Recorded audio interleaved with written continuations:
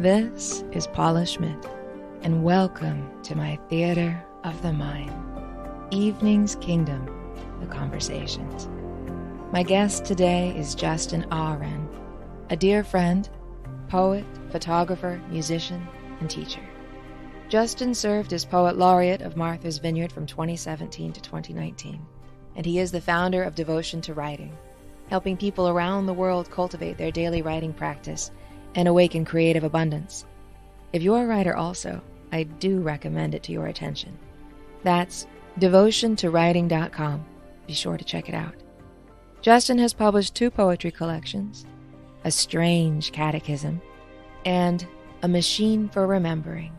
His work has been exhibited at the Massachusetts Museum of Contemporary Art, set to music by Grammy Award-winning composers, commissioned by national dance theater groups, and adapted and performed on stage. You can find him on JustinAhren.com, that's AHREN, and also on Instagram, etc., via @JustinAhren. We do take a moment to get going and have some audio excitements. My fault. True confession, I had to record some of it outside. I know. But we really and truly get rolling as Justin shares a never-before-told story about the secret, parallel fantasy life that helped him survive a very tough childhood. So please stay with us. If you're an artist, there is a great deal for you here, especially as we discuss art as a coping mechanism, a lover, and ultimately, a spiritual practice. How to hold space for art while living life. The false tensions between the work we put on canvas and the creative work of our lives, which is my perpetual struggle. This is Paula Schmidt, and thank you for listening. And so, we begin. We continue. Justin, hello and welcome. Thank you so much for making time for this today. It's my pleasure, Paula. Thank you for having me. So what are you working on these days? I have gotten into doing aerial photography, drone photography, and also using satellite technology to take photographs of the Earth. And so I guess I've been kind of immersed in that project of looking at the Earth from, say, miles above, or at least several hundred feet above.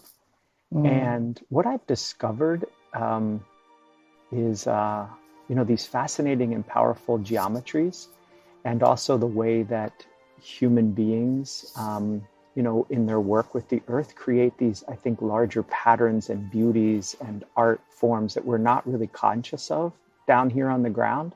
But when you see it from the Earth and the way from up above the Earth, and the way that, say like agriculture, or my current project has to do with salt works. And just the way that we work on the land, and this kind of grand beauty that is made out of that I don't think we're fully conscious of, because we don't have the perspective. Yeah. The colors, I was really enjoying your colors on JustinAhren.com. That very first one, especially of the salt works, where you can see that little pop of emerald. It's hypnotic. It's fascinating. Yes, it's fascinating. I started to take these photos kind of, it was very random. It wasn't a project that I had in mind. Until this project, I was only doing black and white photographs. And I was doing landscapes, but kind of traditional things. And then when COVID lockdown happened, I wasn't able to travel. I was walking my dogs every day around where I live. I started to see tree trunks, these sections of trees that had been cut, and I started to photograph those. And strange as that might seem, it was a kind of a portal into these like galaxies and universes. And I think that kind of going in close to something and seeing something so distant I guess it kind of led me into, one day I was feeling kind of restless. And I wanted to, my idea was to go to West Texas and take photographs, to drive to West Texas and take photographs. But the lockdown eliminated that project. And so I thought I'll do research, and I'll go on Google Maps and, kind of see where these fracking areas are. That's really what I wanted to document, was the fracking. And that, again, to me, in my mind, was black and white and gritty and oily and, smelly. And I was kind of interested in seeing what this kind of degradation that was documenting, this degradation that was going on in the environment. So, but when I flew over top using Google Earth, flew over top of these areas and started to see this beauty, it was striking and so ironic, because here I thought I was going to be finding, things that were quite destroyed.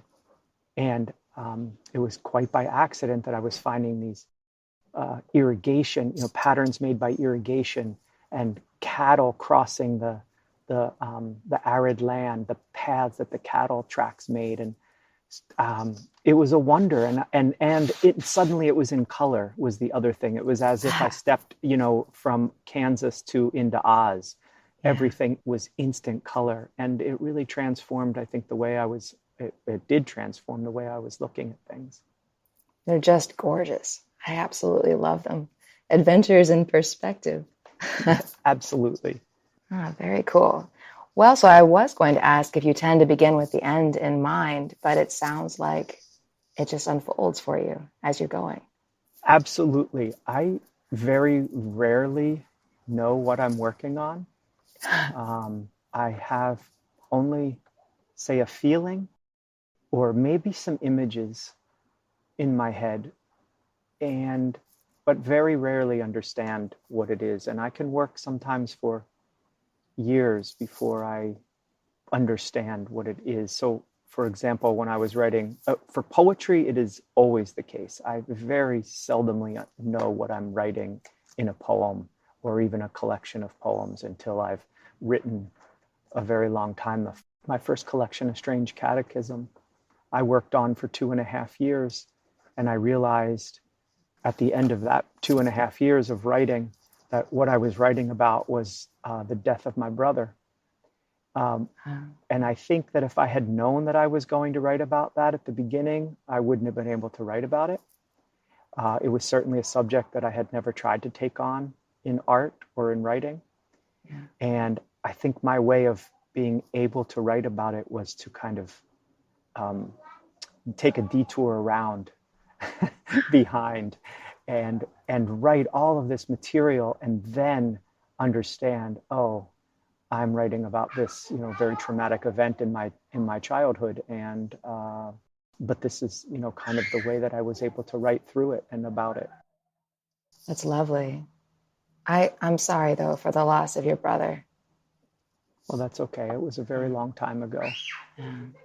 Could I ask, how do you hold a state of mind and a sense of patience for a project if you're not sure where it's going, just to let it develop? Like, how do you keep space for that? Because for me, I find it's almost like being pregnant, I guess, and you're always a bit preoccupied. And I want to get away from that and live my life while I'm also working deeply on a project. And I don't know, maintaining that state of mind while still living your real life and being a part of your relationships. Do you know what I mean?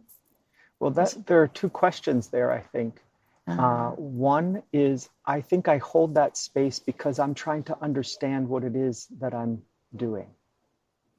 I love the sculptor Alberto Giacometti. Many of your listeners, and you may know his work. He's famous for kind of the elongated, kind of very nervous looking bronze figures that he made.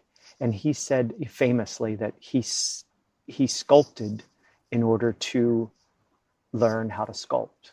I love that. For me, I feel like whatever it is that is kind of nervous inside of me, this energy that is trying to become form, I'm learning about what that is. I'm as if it's another, it's a thing that's becoming. So I don't really know.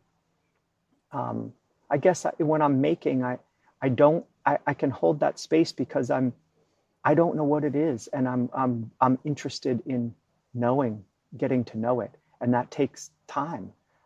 There's another really wonderful quote by Georgia O'Keeffe what she said about her making art, and especially about flowers and painting flowers. And she says that to know a flower and to paint it, it takes a long time.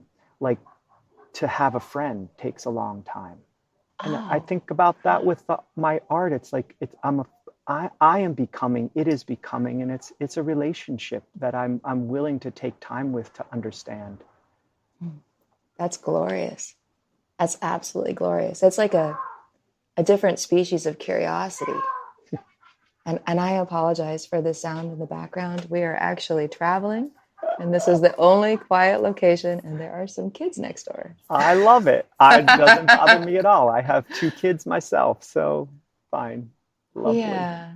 But the second, go ahead. The second part of your question, I think, had to do with maybe other people in relationship with me. Maybe I didn't hear that correctly. But. Well, I stumbled over the question, but, I've been really working on, when I was younger, I had a pen name that was different from my real name. And so my writing was sort of a refuge from my reality. And I've realized just over time, right? I didn't recognize that I was doing this until recently. Like, I'm embracing life as art and art as life, and not one in exclusion of the other, which was how I'd always lived. And it adds this tension. And then, your real life is fighting for your attention and vice versa all the time. It's not very sustainable. And the point of art, I think, is life. They shouldn't be in conflict. They're a weaving and an exploration. Thank you.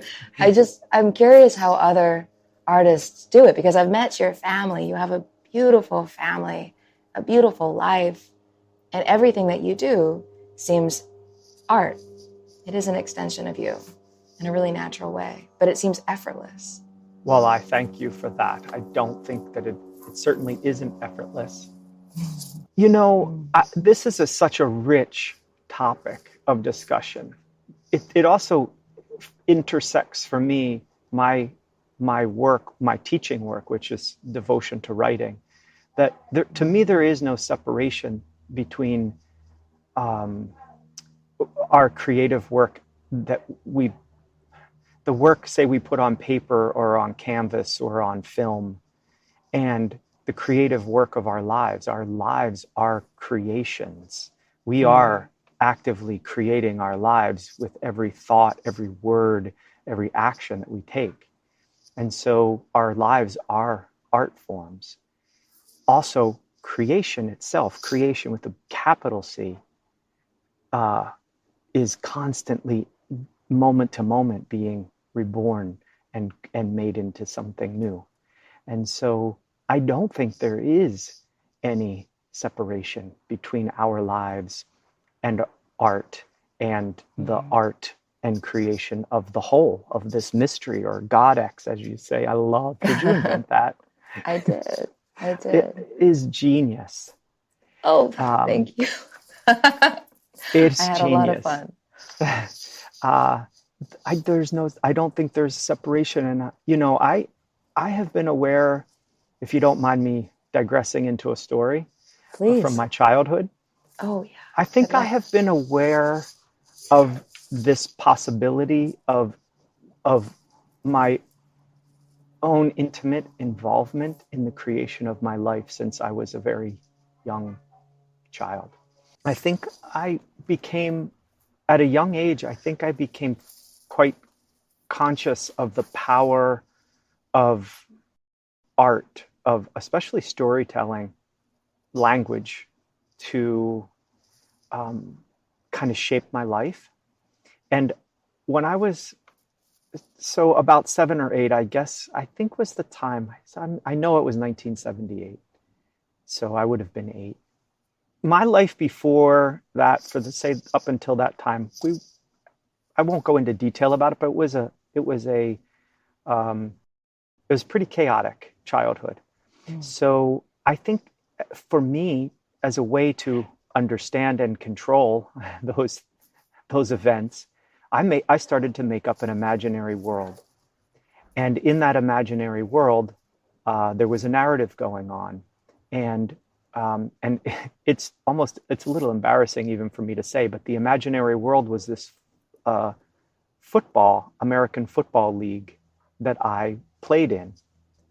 And for a long time, I wouldn't tell anybody this because it's embarrassing. I felt embarrassed about it. But anyway, so be it.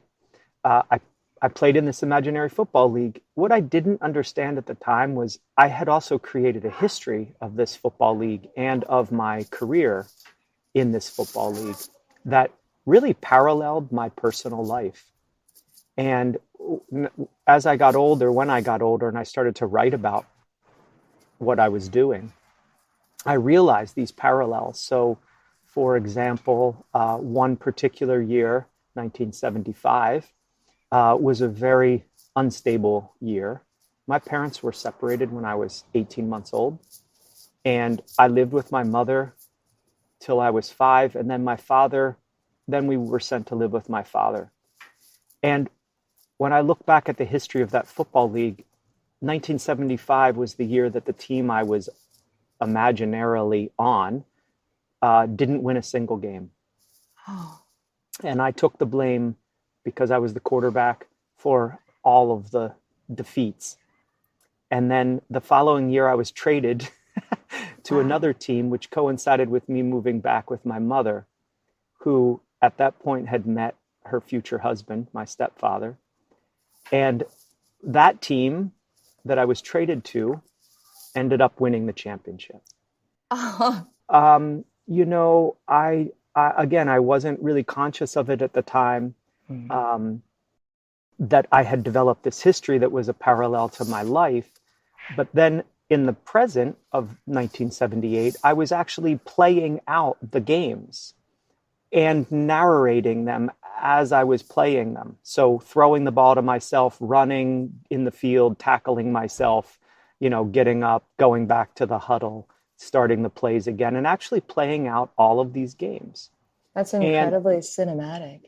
It was. Go ahead. Okay. Yes. No, please. May I ask, how did you define the beginning and the endings of the games? Because it sounds like they were discrete from each other.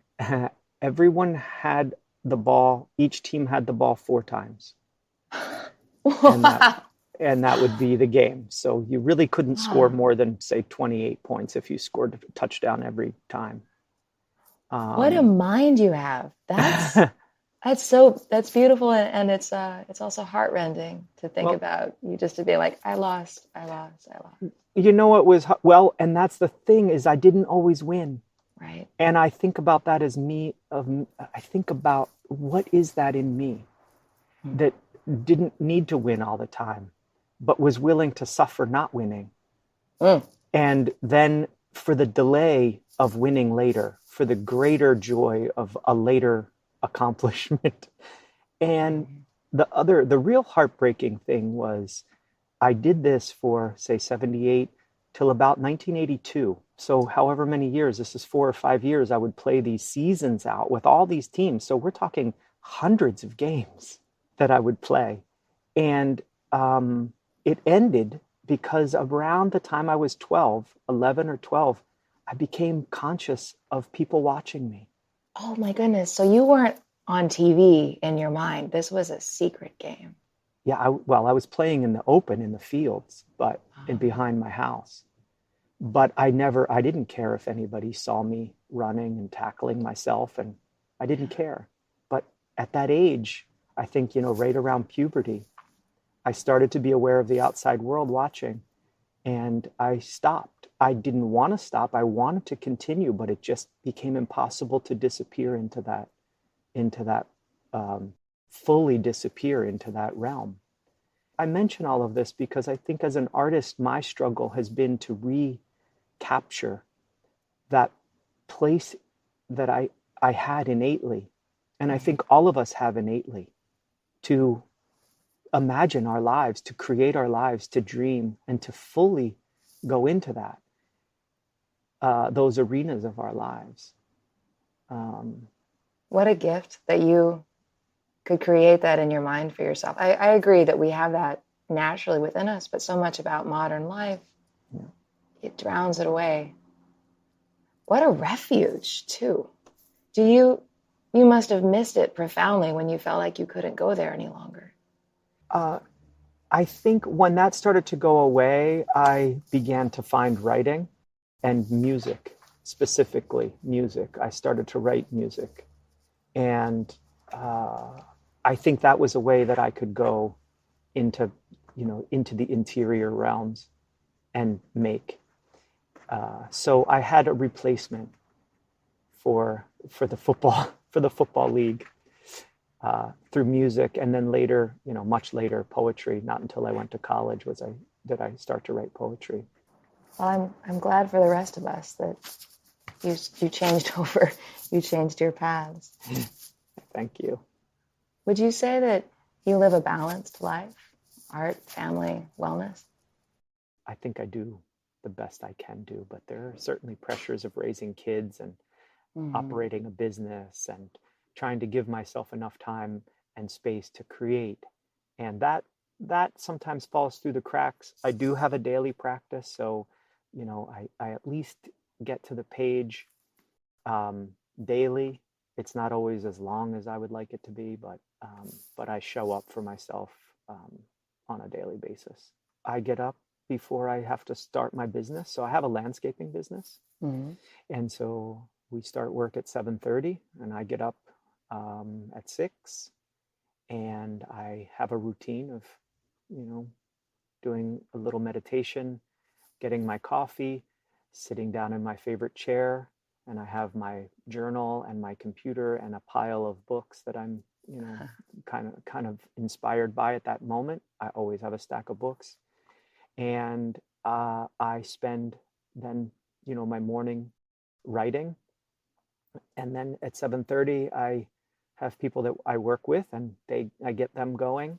And then I usually can return for, a brief amount of time to kind of finish up whatever I was working on. But at least I have, a solid hour in the morning to get my thoughts down, process things, work on my manuscript. And if I have more time, then I'll come back to it. But at least I have that time devoted in the morning that is a wonderful routine. Yeah, there's something about coffee that I think really helps anchor that morning routine, right? I wouldn't write without it. I know. I've experimented with cutting coffee out. And, then I deepen into my meditation or yoga practice in the mornings instead. But there's something about it. It just unleashes. I don't know. I'm grateful for it. I know it's addiction. It's an addiction. And I'm comfortable with that because I'll pay the price. Well, what about your wife? Does she have a writing practice as well? Does she support yours, or does she feel, some partners, there's resentment. They feel like the time for the art takes away from their experience with you. Yeah, she's incredibly supportive. Hasn't always been easy because our kids are older now, but raising kids certainly was an added dimension of responsibilities. Yeah. But she's incredibly supportive of my art. She's a very creative person. She's been painting recently, but before that, she was a dancer. But, my feeling about art is it's like having another lover or another marriage, a consort that requires our affection and our attention. And that is a difficult balance. And I want to give my full attention to the people in my life, my children, my family, my friends, my wife, my work, my pets, and my art. There are a lot of things to give attention to in that. What really frustrates me, talk about imbalance, what really frustrates me is, and what I struggle with is when I don't feel like I'm able to give my attention to any one of, or a number of those things. Talk about like something that can trigger me.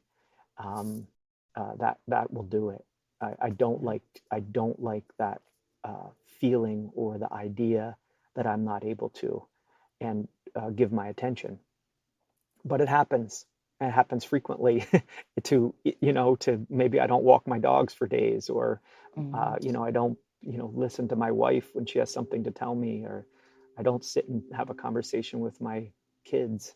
So, there are a number of ways I constantly have to bring myself back to attention. I do feel that the more I give to my art, the more I feel open and generous to the other people and things in my life.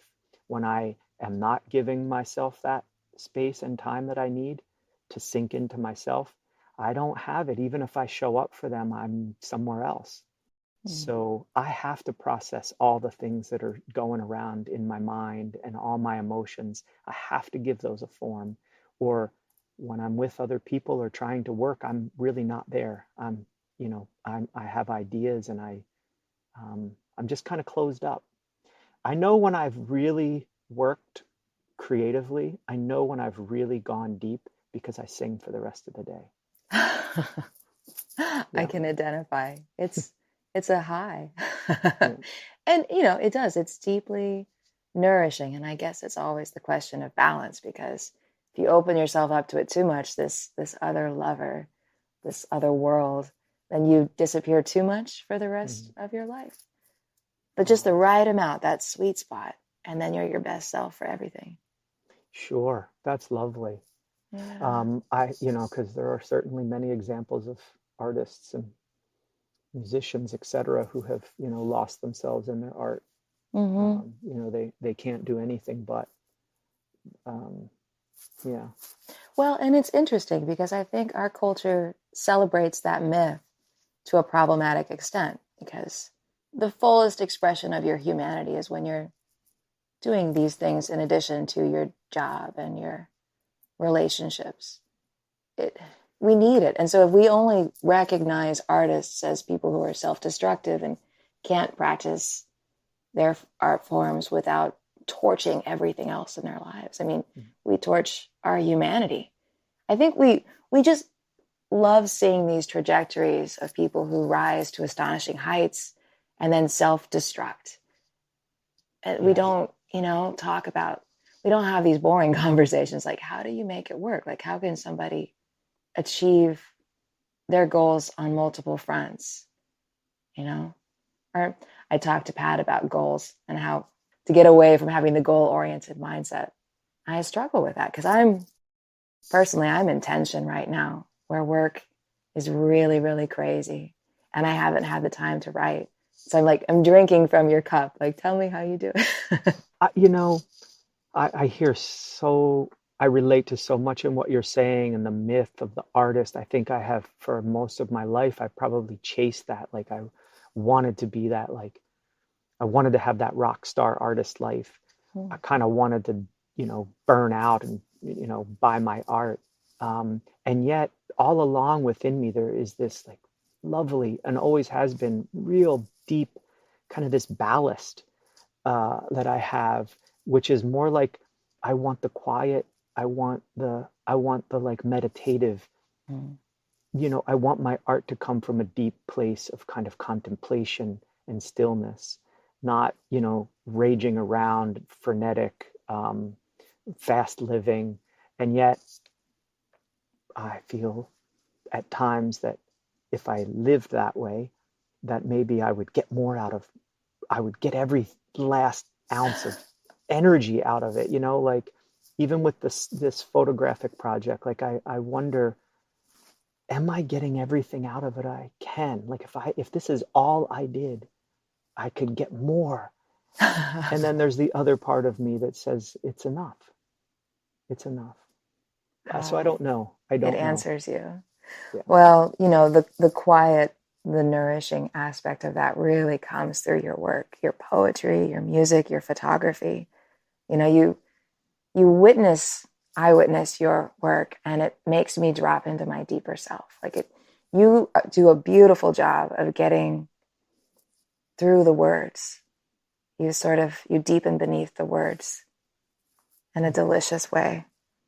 You write about in your photography the aliveness of the dunes themselves, the great soft bodies, thighs, backs, and bellies. And I don't know, just even those words, you're just sinking down to this other level of consciousness.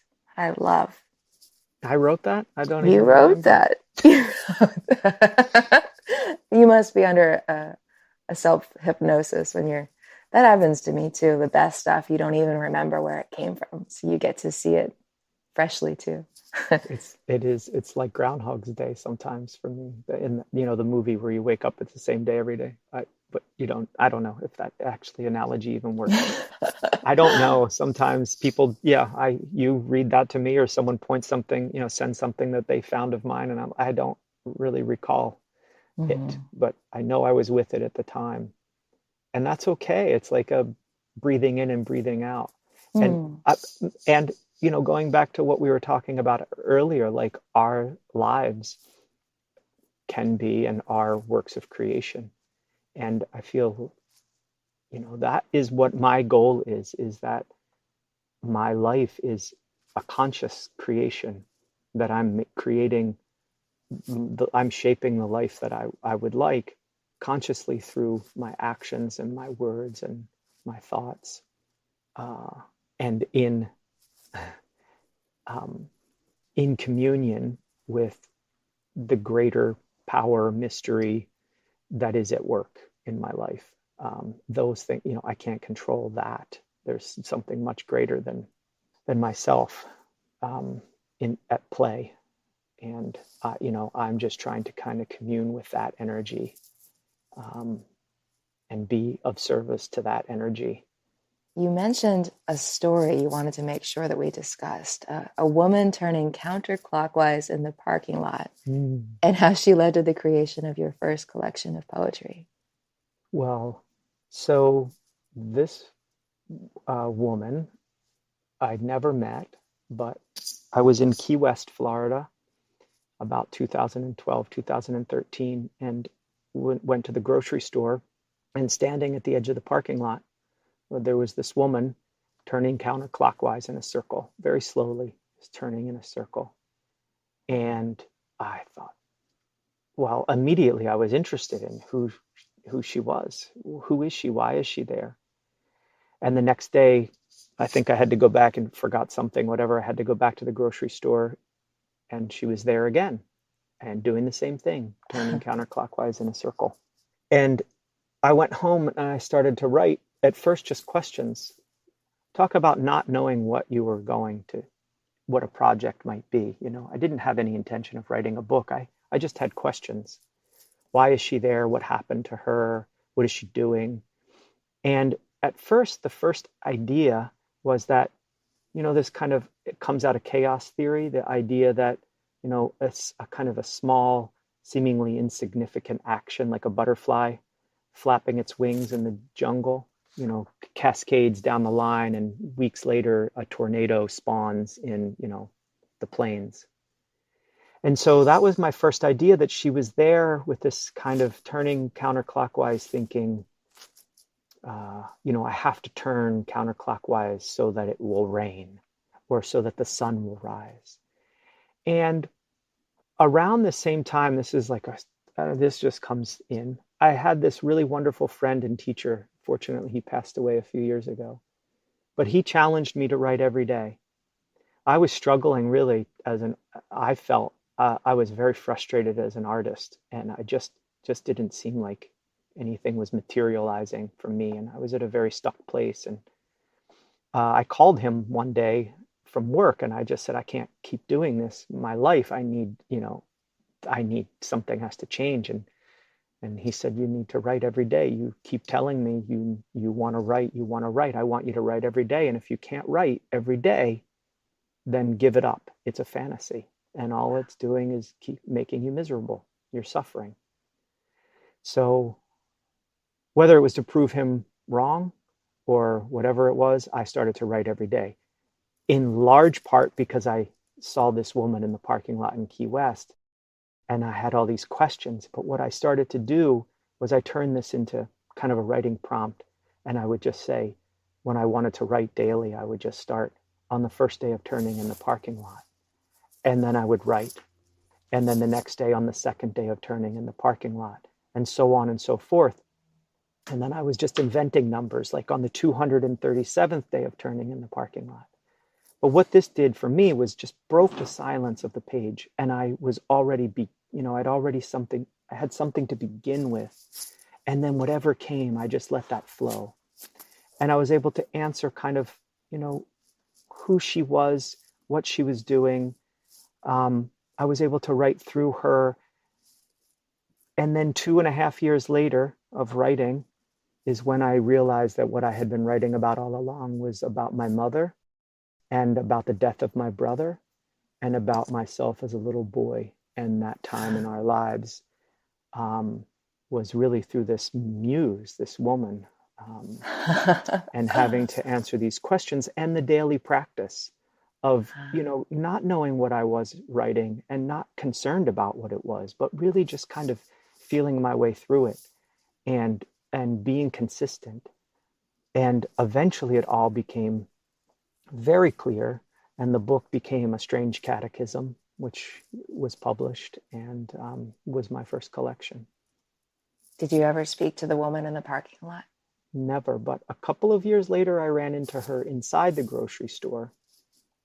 And her new thing, or thing at that time, was to go to the section of olive oils in the grocery store and stand in front of the olive oils. I don't know why, but that she was kind of locally famous, I guess. I mean, people knew that she had different places and different things that she would do, periodically changing, but kind of consistent in her, whatever it was that she was, needing to do to make her feel, I don't know, to whatever she was feeling, but to make her able to exist.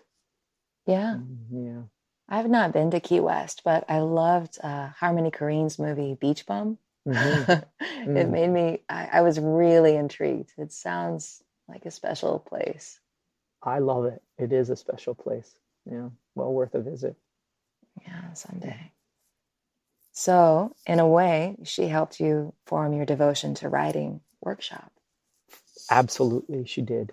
Yes, she did.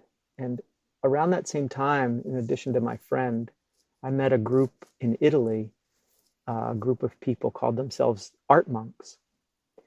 And they really practiced this kind of idea of, art as prayer, art as devotion.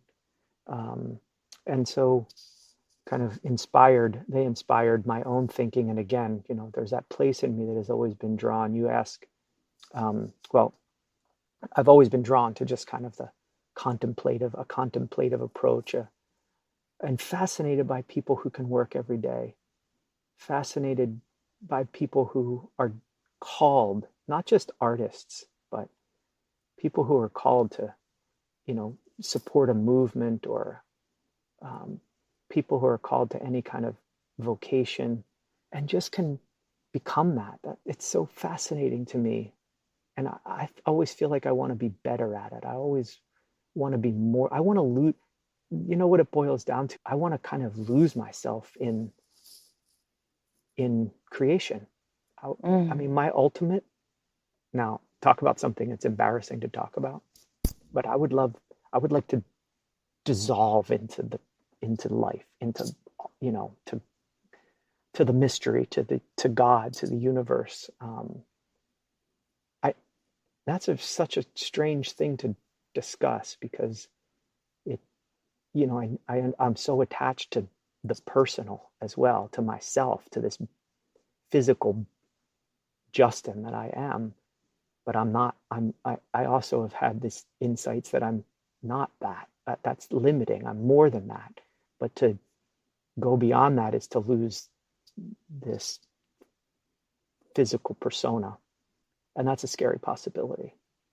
But isn't it thrilling too? It is. I live for that. I live for that feeling. And then maybe that's this false tension that I feel, the siren call to our smaller personal selves, which are still important personas, but they're just a persona. I don't know. It's also interesting. Yeah. This is our big poetry practice. We don't know where it's going, and then we get to find out maybe when we die. Well, you write in Evening's Kingdom that, that which we seek is also seeking us. And that gives me such pleasure to think that I am being called to seek something. And it's seeking me.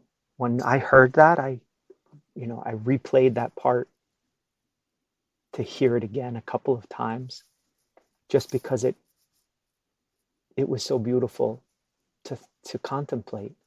And I think I wrote to you, perhaps in an email or a text, that idea for me is this experience of there's a beauty that sees me, that I see through the beauty that I perceive. There's a beauty seeing me. And that whatever that is, that thing that is seeking me, that we are also seeking, that I am also seeking, that's what I want union with. I think you already have it. Oh, do you know the Brazilian writer, Clarice Lispector? I don't. Oh, what a my. name. You need to find her. Will you spell her name? Yeah, it's Lispector.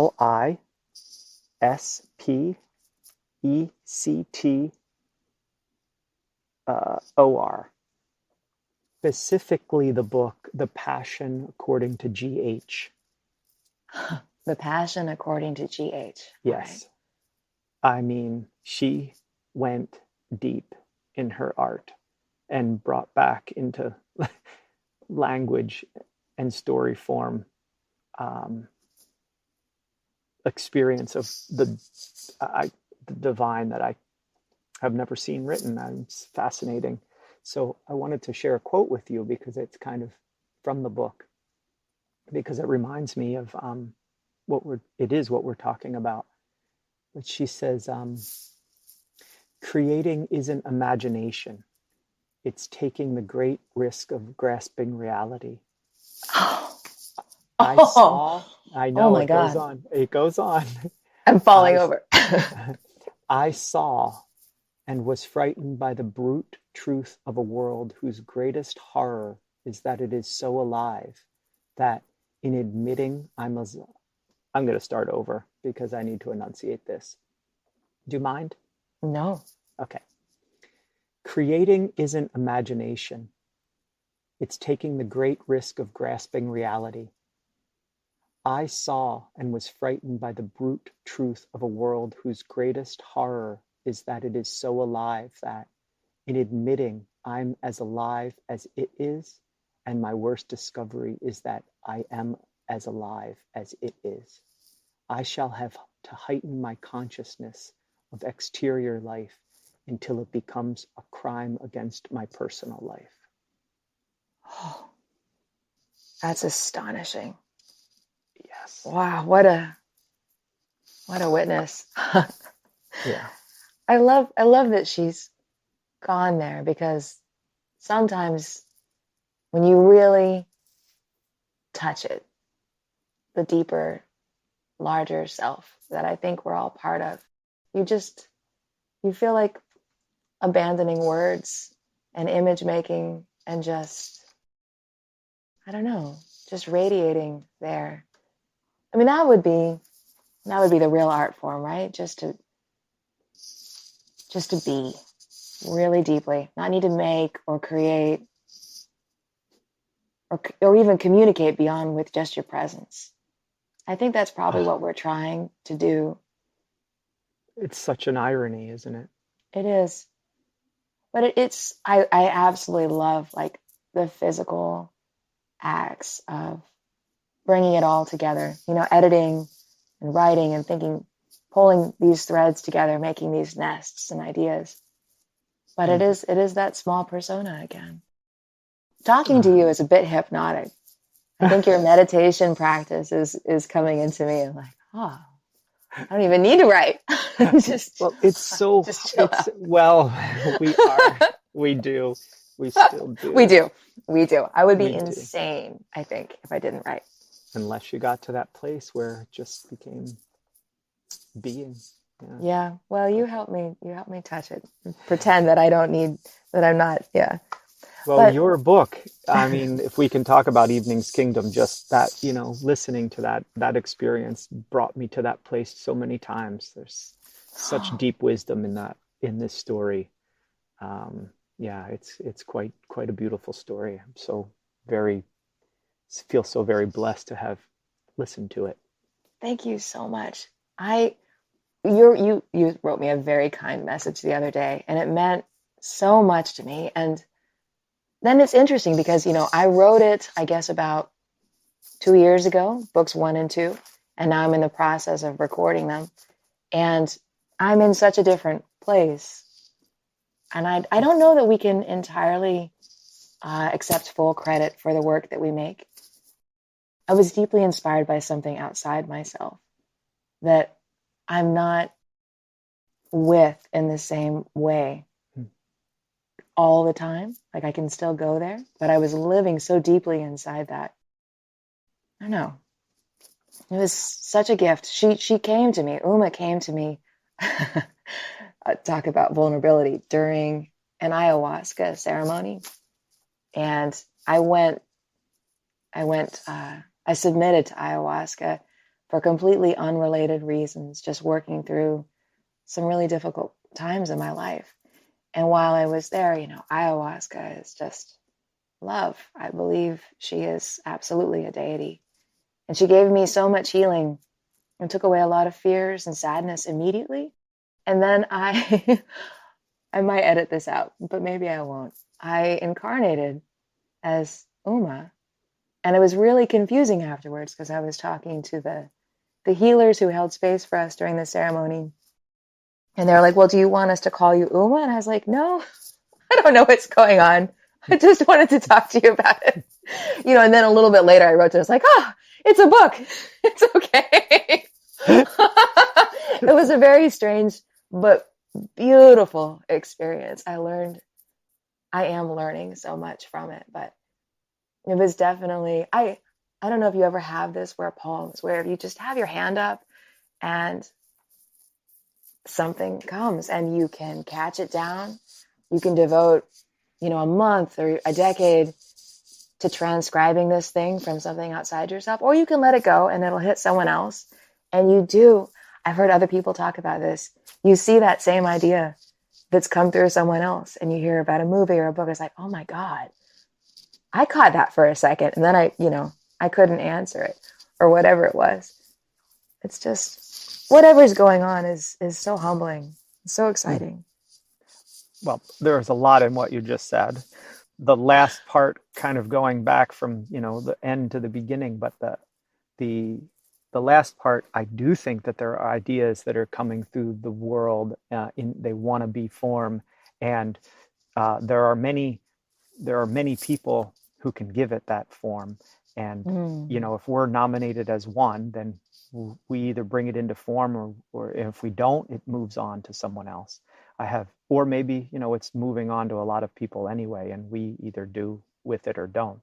But I have had that experience where I'm thinking of something and then I see it everywhere, or I notice it, or maybe it's just, when we start to pay attention to something, we notice it in other places. But I do think that energies move in and they want to manifest. And if it comes through us, that's one expression. And if we don't, it moves on, certainly, and is expressed elsewhere. It's so much fun. It is so much fun. And another thing that you had said before that about, these energies too, I do think that there's a time that the energy that we have with the energy or with an image or a story or idea, and once that time runs out, I think that the energy just dissipates its energy. And so there's a time for it. And that's how I usually know when a project is done for me. I feel the energy going.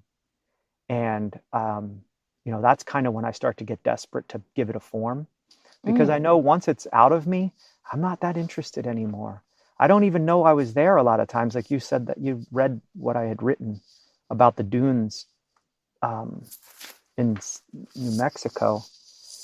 I mean, I was there, And I had energy for that. And I'm sure I burned with that energy. But when it was done, it was done. And I was done with it. And I don't go back. I don't go back to it. And so when I feel the energy waning, which, I'm feeling for my current project now, I'm desperate to give it a form, because once it's gone, I'm going to be on to something else anyway. Something else is going to be rolling through me that needs me to express it. So. Absolutely.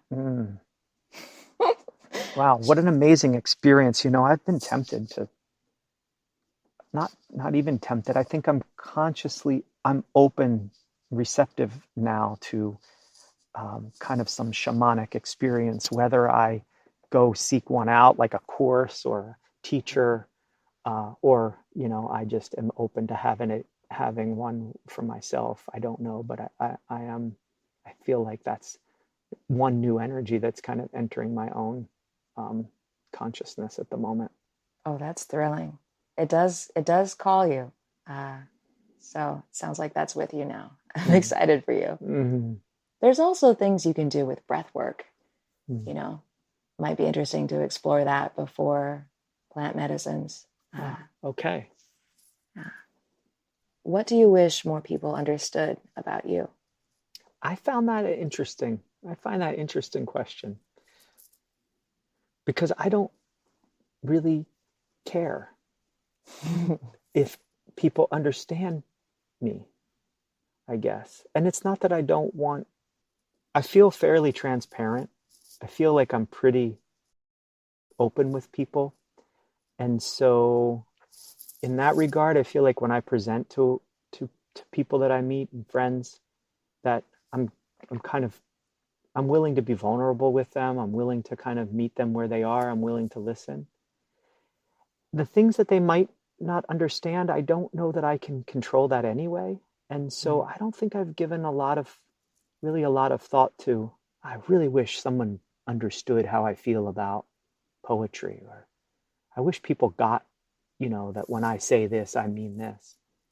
I don't give a lot of energy to how people might understand me better.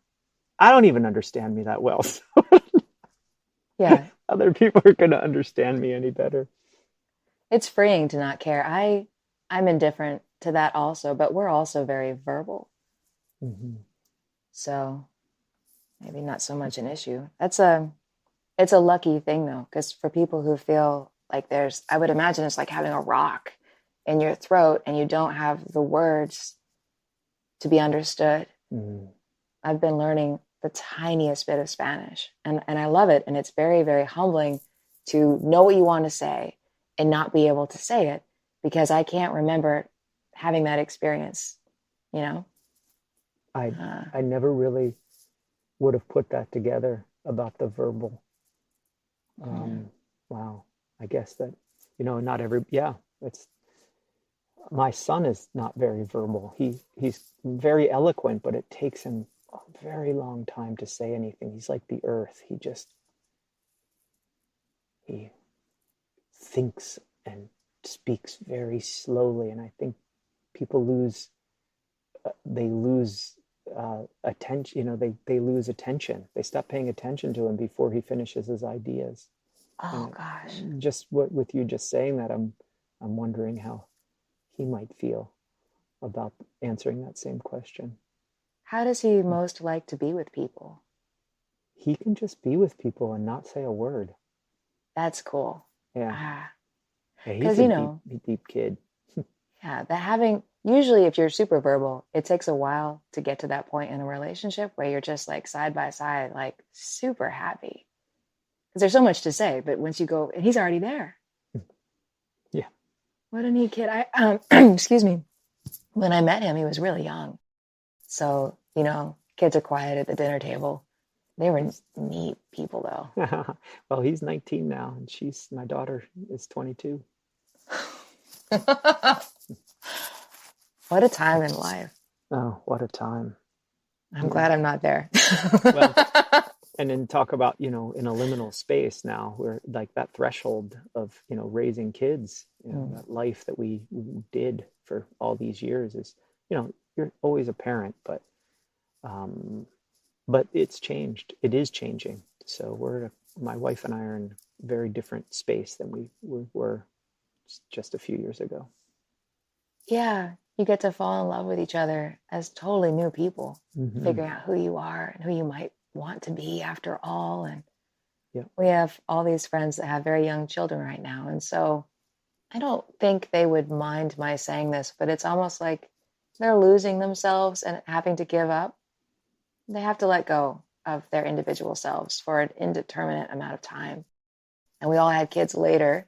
And so it's really hard because you know what a Saturday morning used to be like.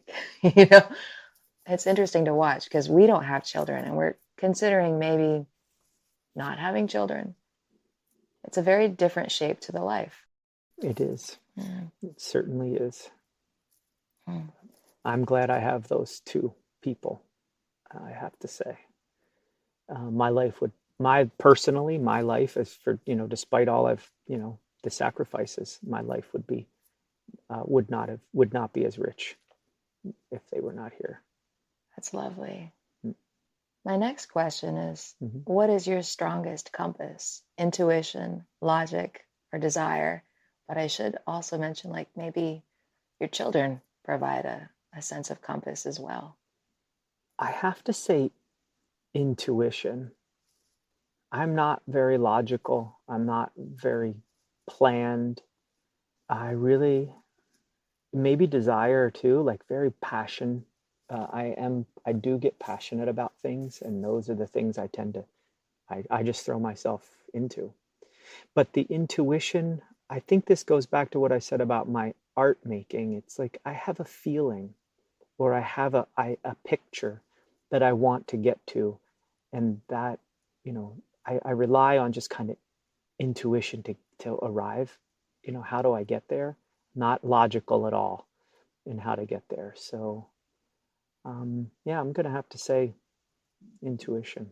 So instead of questions, you'd be asking yourself to make an important decision. It might be like feeling tones. So when I started Noepe Center, which is how I met you, luckily, I only knew that I had just finished graduate school. I had my MFA in creative writing.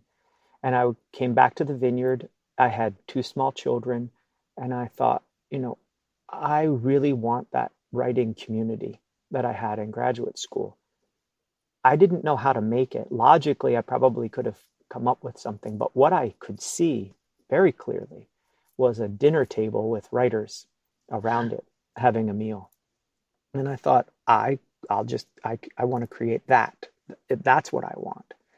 And the rest of it, again, I think what we seek, as to go back to your quote, what we seek is also seeking us.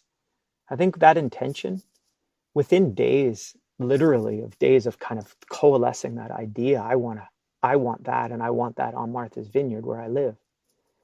A wonderful person entered my life who has become a dear friend and patron. She approached me and she said, I have this bed and breakfast in town. I don't know what to do with it. Do you have any ideas? And I said, why, yes. Funny you should ask. I would like to bring writers.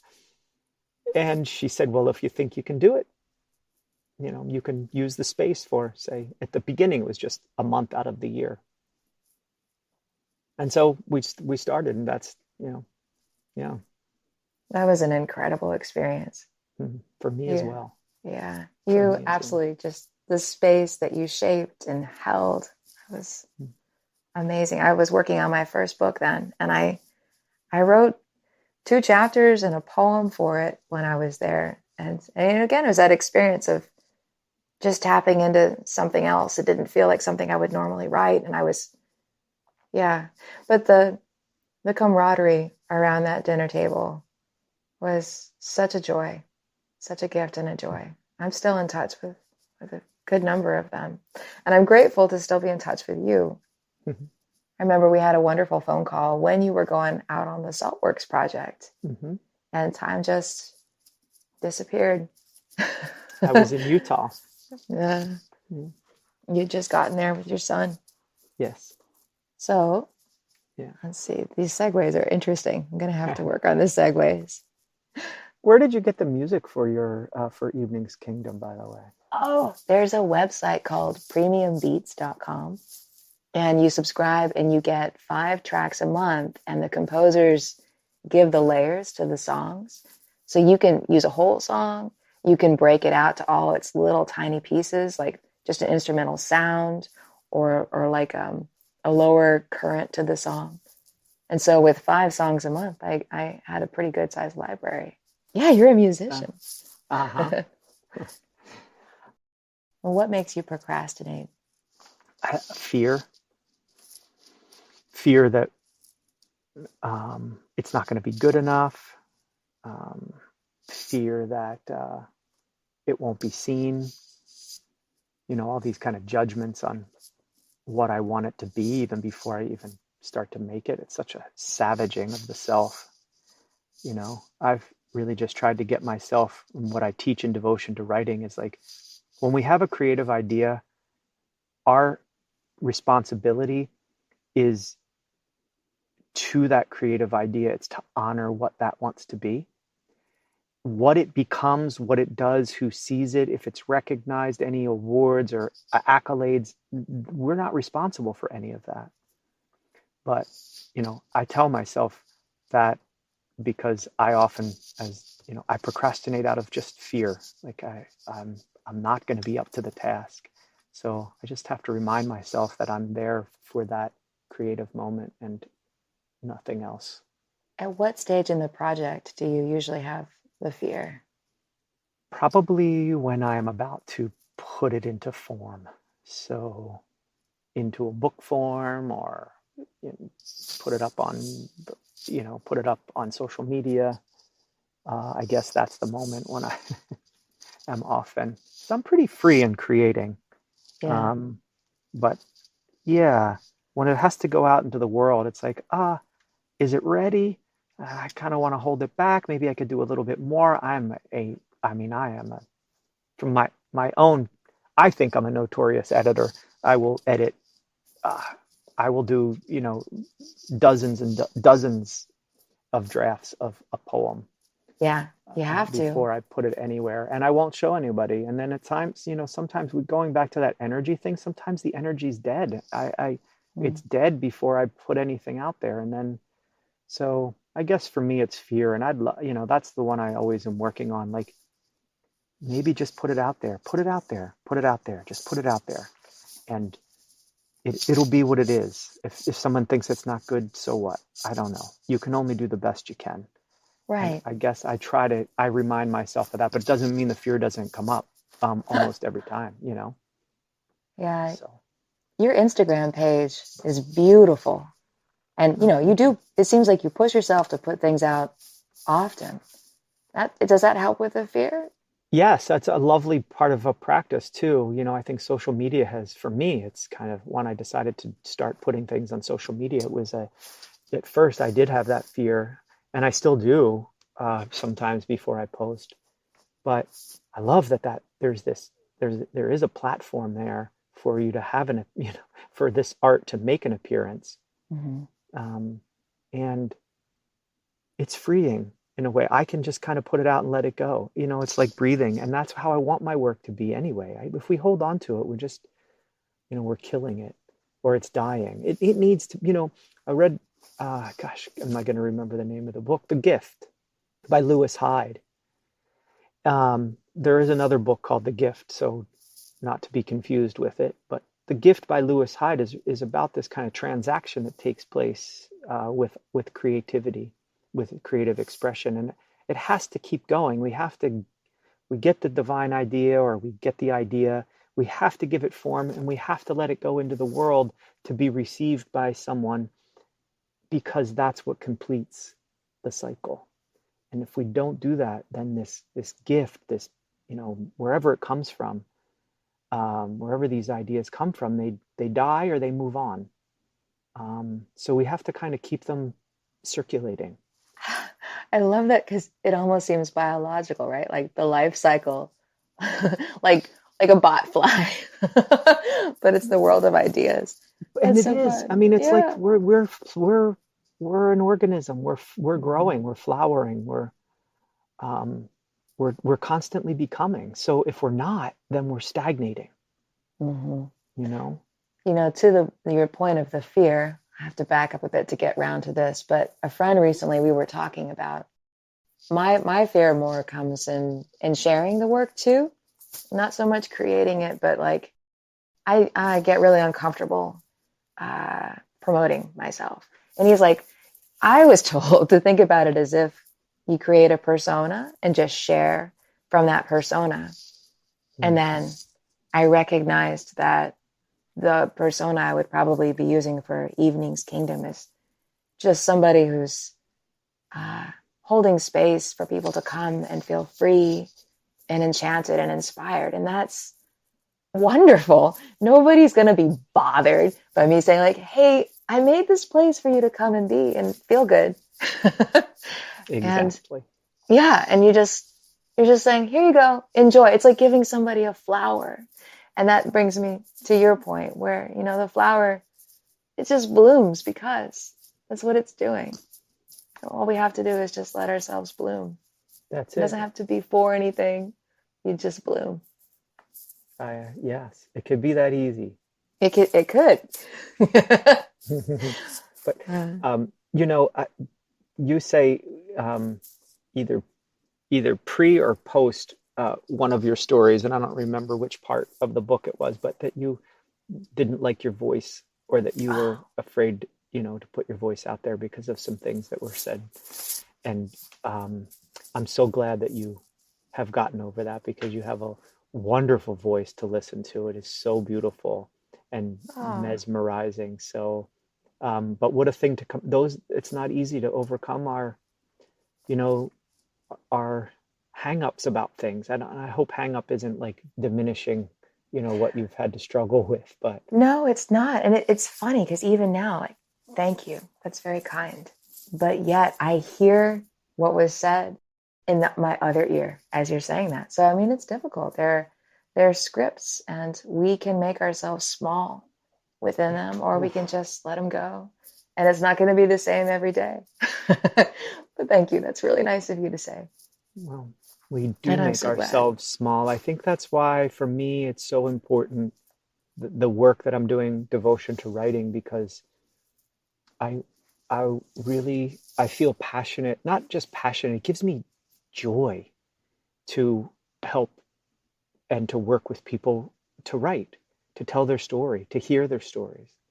I think because, going back to your story about with you, and hearing that, your voice, and then in your ear still, when I was young and I started writing music, I mentioned that after I stopped playing this imaginary football league, I started to write music.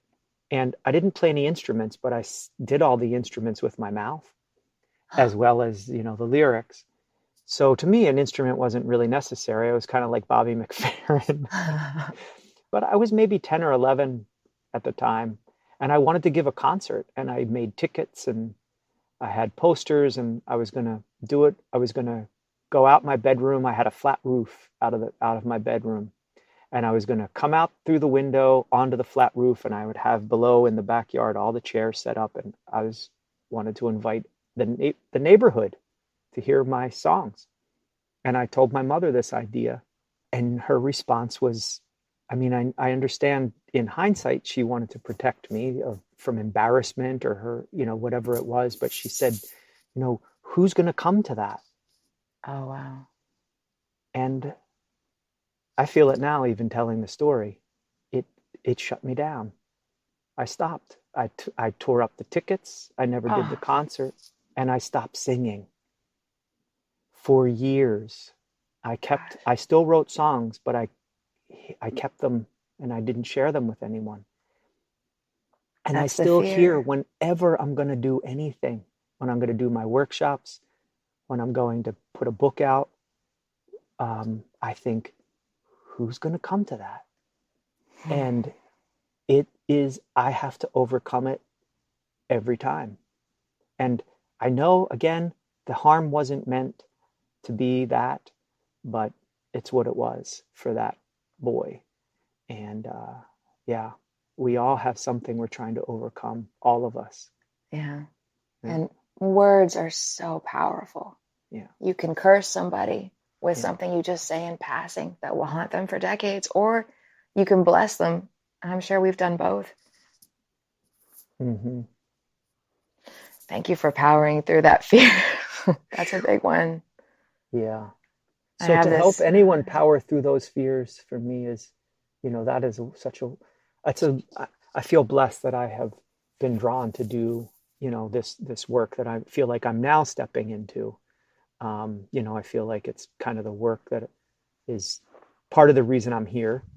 And it's what I want to, give myself to for the, remainder of the time I have here. Holding these workshops. Yeah. Helping people write, and, as well as my own personal, spiritual and creative growth, but to help others on their creative journeys. So I haven't ever attended one of your workshops. The Noepe experience was different from that. Can you tell us what those are like, and Sure. any upcoming adventures you have? Sure. So Devotion to Writing is what I call it. DevotionToWriting.com is the website. And it's really based on my own experiences of keeping myself open and creating. And it's, starts with the challenge that my dear friend and teacher gave me many, many years ago, which is to write every day. So it's based on cultivating a daily practice, daily writing practice. It could be any creative practice. And then I use principles that are found in monastic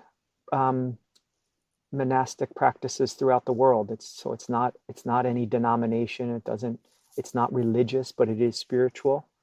But things like using principles, for example, writing is prayer, writing surrender, doubt, are bringing our attention and intention to our writing, to our work, writing as an offering, like a sacrifice, as a gift to something greater than ourselves. So, I use those kind of principles to talk just about the creative practice and the journey that we're on. And then we have prompts. I give prompts that are based on those things too, those principles.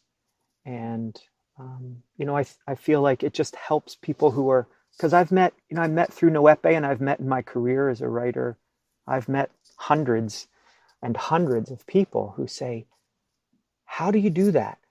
And what they really mean is, how do I do that? How do I write? I have a story to tell. How can I do it? And so these are really just the ways that I've devised, really, so that for myself, this is how I do it. This is how I can do it. And I'm just sharing that I feel like what I'm learning with others. There's also such a special energy in being with other people whose mind space goes to the same place, meditating together, or I would imagine writing and journaling together. Mm-hmm. Do you all sit around the table and work together? Yes, so I do. Before the pandemic, I was teaching in person in Vermont and Mexico, and Italy was the kind of the big trip every year. We'd go to Orvieto, Italy. Now, I've shut those down because of COVID, obviously, but the kind of silver lining is Zoom. Boom, this online community. Now I could teach to people all over the place, and they don't have to travel, and there's that, that expense. So I'm doing both now. I'm resuming the in-person workshops this summer on Martha's Vineyard, July and September. I don't know when this will air, so I don't know how relevant these are. And then the ongoing online workshops I do, I do like 4 or 5 times a year, these 5-6 week online workshops through Zoom. Wonderful. Yeah. So what if you were 18 or 20 years old right now? What do you think you would be doing? Accounting specifically for the internet, the existence of the internet too. Oh my gosh. Wasting time. Wasting time. I don't know. I think if I'm assuming I would be if I went back in time and I was the same person I was Yeah. the first time through, Mm-hmm. I'd be wasting time. Yeah. I wish that that's my kind of my honest answer. I wish I could say, oh, I would have this, podcast or a YouTube videos, but I think, I've had to I've had this journey, and so I am where I am now, and I don't know if, given the technology, that I would have made any better use of it if I had had it. Yeah, I think, to be honest, I'd be paralyzed too, because I was so excruciatingly self-conscious. And the people who are able to just put it out there, I mean, those are the ones who would be doing well. I've thought about this, and, I think Hemingway, probably instead of writing, he would be like a YouTube food and travel personality, Frida Kahlo, she'd be all over Instagram. She'd be oversharing and shaming Diego Rivera about his affairs. And she'd be like it's funny to think, like, we look at these people as irreducible, but we're all a product of our times. And right now, everything is changing so fast. There's all these incredible mediums that didn't exist. It's really exciting. Yeah, that's lovely. What a fun practice to think about what others would have done with social media. That's fascinating. Yeah. I'd love to hear more of those from you. Yeah, well, I'll have to text you when they come to mind. Same. It's neat though to look at a mind. Yes, I think it would have been lost on me because I was lost on me. So that's what it would have been. Not in a bad situation. I was just doing my thing, and I was not very, I was unconscious, and periodically I would have a conscious moment. But it's taken me a long time to grow up. So. Yeah. I have a lot of unconscious moments. Sometimes that's amazing, like being lost on yourself. I love that. There's a poem in that. Well, so do you have any regrets? I do not. Fuck yeah. I do not. I don't really look at the past. I'm not really big on looking at my past. I've had a really amazing life, and the good and the bad. So it's all part of who I am. And without any of the, say the negative things, I wouldn't be where I am now. So I don't have any regrets. And yeah, I don't. That's wonderful. I thought about that because I was like, gosh, come up with something, but I don't. No, that's a brilliant thing. And then that's a gift too, as a father, for your kids to know you have no regrets. I mean, I always wish I traveled more, but it's not a regret because I still travel. I still go. So, there's never enough. One life is never not enough. Yeah. So, I mean, there are things I wish I was better at, but that's not really a regret. It's just not how I'm built. So I can't do anything about those. Well, and with luck, life is long, So maybe those are things yet to come. Yeah. Do you have any mottos or goals for the year? Any phrases that you live by? I do. I will give you one. But I think my goal is constant, is just to continue to be more open. I was going to say happy, but I feel like that's such a, the expectation of happiness is really not realistic. In that it's like a pressure to be happy. We can be a lot of things. It just doesn't have to be happy. So I guess I ruled out happy. I think happiness would be a byproduct of just kind of me continuing to kind of be in balance and creating and opening. That sense of opening for me has been really consistent for a number of years now. Here's the mantra that I wanted to share that I keep in my mind is, God is lavish, unfailing abundance, the rich, omnipresent substance of the universe.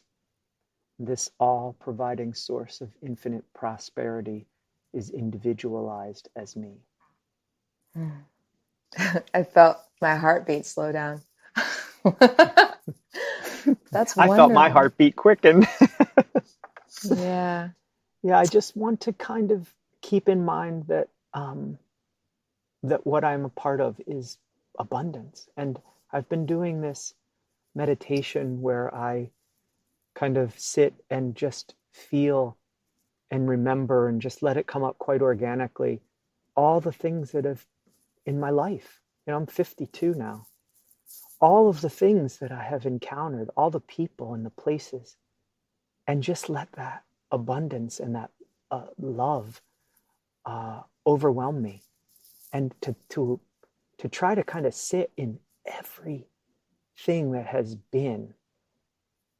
It's just so easy for me in those moments when I'm doing that practice to feel that rush of abundance, like, wow, all that it has taken, all the support, all the love, all of the beauty that has been in my life. It's overwhelming. It's overwhelming. And then how can I not feel the lavishness of that? It has been nothing but lavish. Lavish is a beautiful word too. Oh, it's like being buttered. Yes, exactly. It's so sensuous and yeah. Yeah. Thank you so much for that. That beauty. If I could sit in that's where I would want to be. That would be what we had talked about earlier. That's the silence. I don't think I would need to say anything and do anything more. Justin, this has been such an experience. Thank you so much for holding theater of mind with me. You're very welcome. I thank you so much for inviting me into this space with you. Really appreciate it.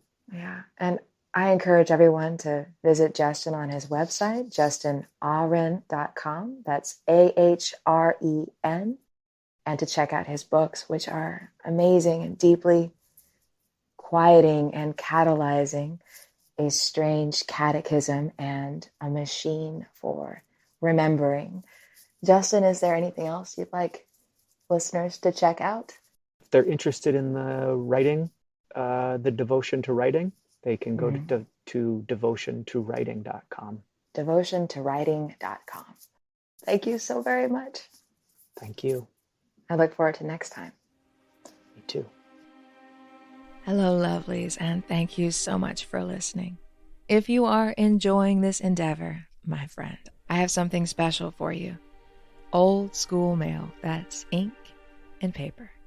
Leave a 5-star Apple review and send a screenshot of it to me via eveningskingdom.com, and I will mail you a physical copy of the first chapter of Evening's Kingdom. Printed out just for you on lovely creamy paper and hand-signed by me in delicious fountain pen. Do you like letters as much as I do? I never realized how to review podcasts before, releasing this one, so here's how you do it. Please take a moment to visit Evening's Kingdom on Apple Music. Subscribe, scroll down, and click 5 stars. Maybe write a few words. Send me a picture of your review, and I will send you a lovely mailing. This is Paula Schmidt, and thank you for listening. Please stay tuned. More stories are just down the road.